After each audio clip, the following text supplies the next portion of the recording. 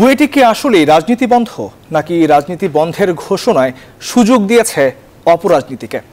ছাত্রলীগ সভাপতির বুয়েট ক্যাম্পাসে যাওয়াকে কেন্দ্র করে সাধারণ শিক্ষার্থীর ব্যানারে আন্দোলনে নেমেছেন বুয়েটের কিছু শিক্ষার্থীরা।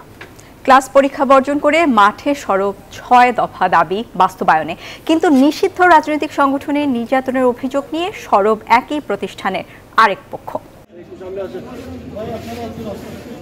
গেল বছর জুলাইয়ে সুনামগঞ্জের টাঙ্গুয়ার হাওড়ে বেড়াতে গিয়ে নাশকতার পরিকল্পনার অভিযোগে গ্রেপ্তার হয় বাংলাদেশ প্রকৌশল বিশ্ববিদ্যালয়ের ২৪ শিক্ষার্থী। এছাড়া নানা সময় বুয়েট ক্যাম্পাসে নিষিদ্ধ সংগঠন হিজবুত তাহরির ও জামায়াত শিবিরের সরব রাজনীতির অভিযোগও উঠেছে।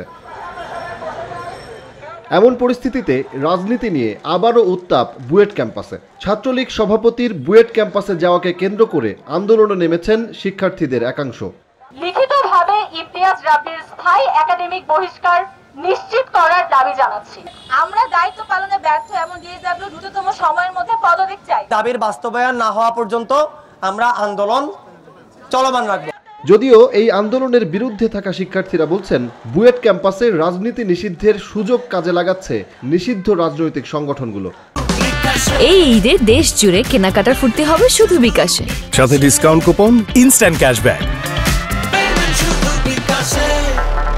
যা ক্যাম্পাসকে অন্ধকারের দিকে ঠেলে দিচ্ছে। আমরা কয়েকজন সাধারণ শিক্ষার্থী মৌলবাদের বিরুদ্ধে রাইজ এবং এক্সট্রিমিস্ট প্রোটেস্ট ফান্ডামেন্টালিজম ব্যানারে মানববন্ধন করি।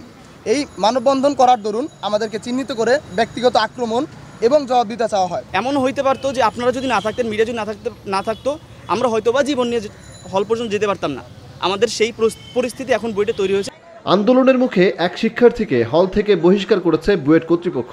যদিও উপাচার্য বলছেন, তদন্তের পর আইন মেনেই নেওয়া হবে ব্যবস্থা। তদন্ত না করে রিপোর্ট না দিলে ডিসিপ্লিনারি কমিটি অ্যাকশন নিতে পারবে না, কারণ শাস্তি যদি দেওয়া হয় সেটা কোর্টে টিকবে না। সুতরাং তদন্ত রিপোর্ট লাগবে এবং সেখানে আবার তদন্তের পরে ছাত্রকে আবার আত্মপক্ষ সমর্থনের সুযোগ দিতে হবে। 2019 সালে এক শিক্ষার্থী হত্যার ঘটনায় বুয়েট ক্যাম্পাসে রাজনীতি নিষিদ্ধ করে বিশ্ববিদ্যালয় কর্তৃপক্ষ। সজল দাস, নিউজ 24, ঢাকা।